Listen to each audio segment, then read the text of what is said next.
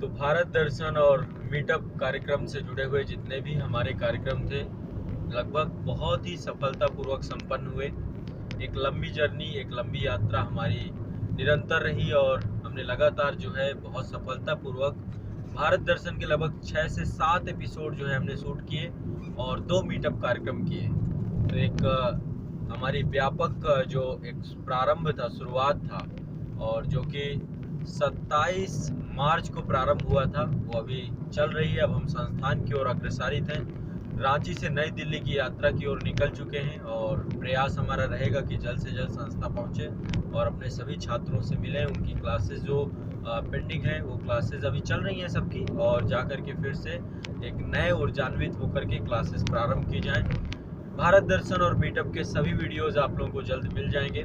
बड़ा अच्छा लगा मुझे, बिहार में बहुत अच्छा लगा, बहुत बड़ी संख्या में छात्र वहाँ पर आए।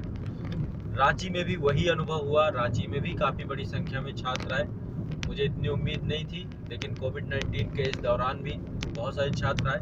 कुछ लोग नहीं भी आ पाए, लेकिन आप लोग को जो है उतना ही प्यार और दुलार है जितना कि सभी छात्रों को है, क्योंकि आप लोग का जो एक आत्मिक सम्मान होता है, जिस तरीके से आप लोग हृदय से एक सम्मान करते हैं, ये अपने आप में बहुत ही जो है ऊर्जान्वित क्षण होते हैं, बहुत ही गौरव की चीज़ होती है। शब्दों में बयां कर पाना ये अपने आप में बहुत ही कठिन होते हैं। तो निश्चित तौर पे आप लोगों के माध्यम से ही वो ऊर्जा आती है जिसके माध्यम से हम रात दिन काम कर पाते हैं। 27 तारीख से हम लगातार कार्यरत हैं। अब जाके प्रयास करेंगे कि एक दिन का आराम लें। लगभग 1200 किलोमीटर की जर्नी है और मुझे लगता है कि इस 1200 किलोमीटर की जर्नी में बीच में कहीं पे स्टे लेना बहुत ज़रूरी है। लगातार हम गाड़ी चला रहे हैं, ड्राइव कर रहे हैं। 27 तारीख से ऐसा कोई भी दिन नहीं हुआ जिस दिन जो है हमने गाड़ी को मतलब आराम दिया हो। तो एक गाज़ियाबाद से पहली बात दिल्ली से जो है पटना तक का सफ़र हमने जो किया वही अपने आप में बहुत बड़ा था। अब रांची से दिल्ली तक का सफ़र भी बड़ा है, तो बीच में एक स्टे लेंगे। आज मॉर्निंग में हम लोग शायद बनारस, ये जो मुगल सराय वाला रूट है, यहाँ से बनारस और बनारस से लखनऊ और लखनऊ से फिर हम लोग जो है दिल्ली के लिए यमुना एक्सप्रेसवे को पकड़ेंगे। या आगरा लखनऊ एक्सप्रेसवे है और यमुना एक्सप्रेसवे है, वहाँ उसे पकड़ के ही ग्रेटर नोएडा में प्रवेश करेंगे। तो शायद एक स्टे करें, मैं भी शायद सारनाथ की बड़ी इच्छा थी कि सारनाथ रुकना चाहिए। भारत दर्शन का एक कार्यक्रम वहाँ से होना चाहिए।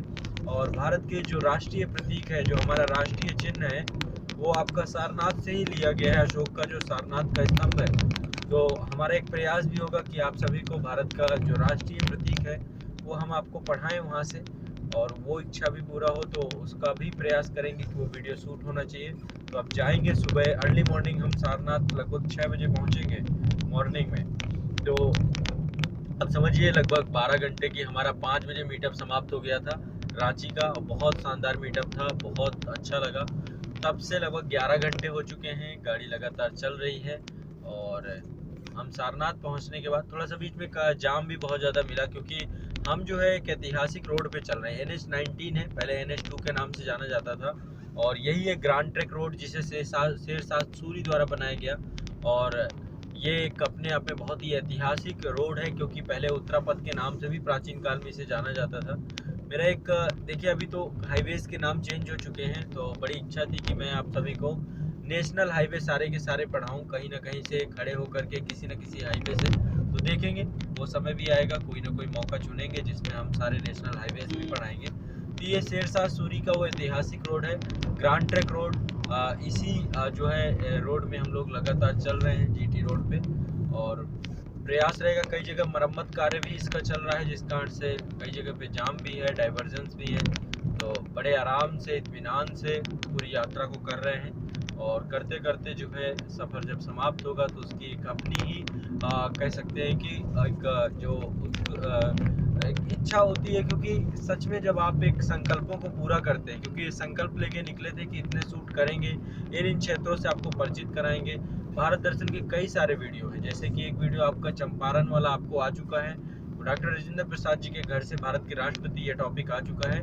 जल्द ही आपको बक्सर के मैदान से अंग्रेजों की भारतीय साम्राज्य में जो औपनिवेशिक और साम्राज्यवादी इरा उनका चालू होता है, ब्रिटिश साम्राज्य का उत्कर्ष भारत में प्रारंभ होता है, उसको आप पढ़ेंगे बक्सर के मैदान से। और इसके बाद जल्द ही भारत दर्शन के 2 आर्ट एंड कल्चर से जुड़े हुए टॉपिक हैं, पहला टॉपिक है जैन धर्म। तो पावापुरी जो कि महावीर स्वामी का निर्वाण स्थल है, वहाँ से हमने जैन धर्म पढ़ाया है। और बोध गया, जहाँ पर महात्मा बुद्धा को ज्ञान की प्राप्ति हुई थी, तो वज्रासन ज्ञान स्थली या बोधि वृक्ष जो आपका है, वहीं से हमने महात्मा बुद्धा के जीवन को बहुत बारीकी से पढ़ाया है, बहुत डिटेल से पढ़ाया है। तो आप सभी को उसको भी अच्छे से पढ़ना है, समझना है, बोधि वृक्ष के बारे में जानना है। सारी चीज़ें वहाँ पर आप देखने को पाएंगे, इतना डिटेल से, इतनी समग्रता से कि बौद्ध धर्म कभी आपको भूलेगा नहीं। तो बौद्धिज्म पे भी क्लास है।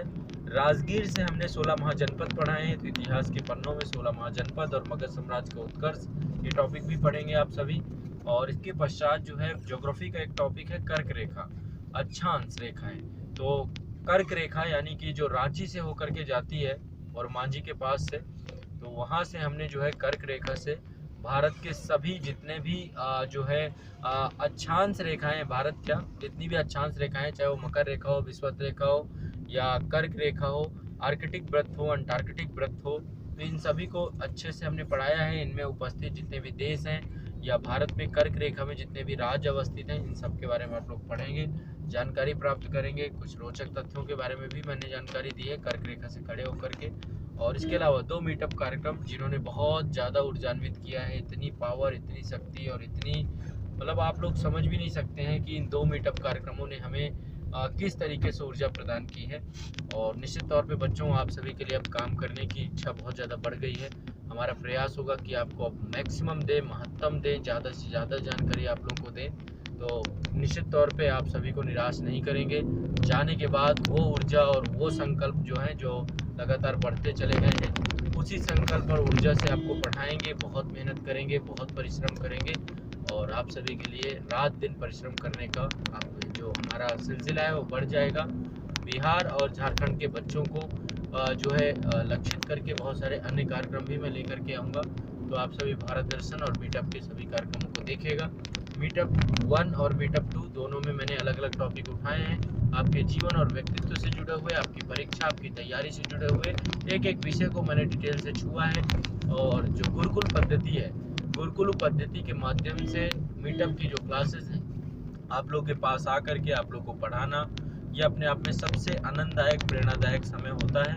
और निश्चित तौर पे आप जो है लाभान्वित होंगे। ठीक है, तो चलिए, आप सभी का शुक्रिया। इसी तरीके से साथ बने रहिए और जल्द ही गाज़ियाबाद में सभी बच्चों से मुलाकात होगी जो ऑफलाइन के हैं, और जो लाइव ऑफलाइन के बच्चे हैं, जल्दी आपकी क्लासेस होंगी जो पॉलिटी से जुड़े हुए टॉपिक हैं। ज़्यादा आराम नहीं करेंगे हम लोग, एक दिन का आराम करेंगे, कल पूरी रात चलेंगे। आज जो है पूरी रात चल रहे हैं, कल भी पूरी रात चलेंगे, मॉर्निंग में पहुंच जाएंगे हम संस्था में। क्योंकि आज जो है सुबह हम थोड़ा सा आराम करेंगे, ज़रूरी भी है, क्योंकि दिक्कत हो सकती है किसी भी तरीके से। तो शरीर को जो है मानसिक तौर पे अलर्टनेस रहे, और इतनी लंबी यात्रा है, किसी तरीके की कोई असुविधा ना हो। सब चीज़ों को ध्यान में रखते हुए ही पूरी यात्रा हमारी संपन्न होगी। और कल सारनाथ से हम भारत के सभी राष्ट्रीय प्रतीक चिन्हों को भी पढ़ाएंगे। ठीक है, और जो महात्मा बुद्धा का धर्म चक्र प्रवर्तन था, वैसे बौद्ध धर्म में मैंने वो सारी चीज़ें बता दी हैं, उसको भी प्रयास करेंगे कि वहाँ पे जो भी पॉसिबल हो सके वो भी देखें। ठीक है, तो चलिए, आप लोग इसी तरीके से हमारे साथ बने रहिए। शायद आपको जानकारी एक और मैं दे दूँ, सारनाथ में भी बोधि वृक्ष भी है। ये बोधि वृक्ष वही है जो कि श्रीलंका से लाया गया था, और बोधि वृक्ष आपका जो है बोध गया में लगाया गया है, 4थी पीढ़ी का।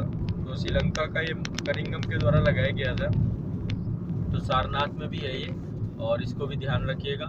जो है इसको भी देखेंगे, प्रयास करेंगे यदि वहाँ पे समय मिलता है। बाकी कल निकलेंगे हम जल्दी से जल्दी। अब हमें क्लासेस को लेकर के एक बड़े स्तर की गतिशील गति के साथ कार्य करना है, और प्रयास रहेगा कि आपको करंट अफेयर्स और विभिन्न विषयों की व्यापक जानकारी दी जाए। तो चलिए, आप लोग आराम करिए, और आप लोग का सभी का बहुत बहुत शुक्रिया, सभी छात्रों का धन्यवाद।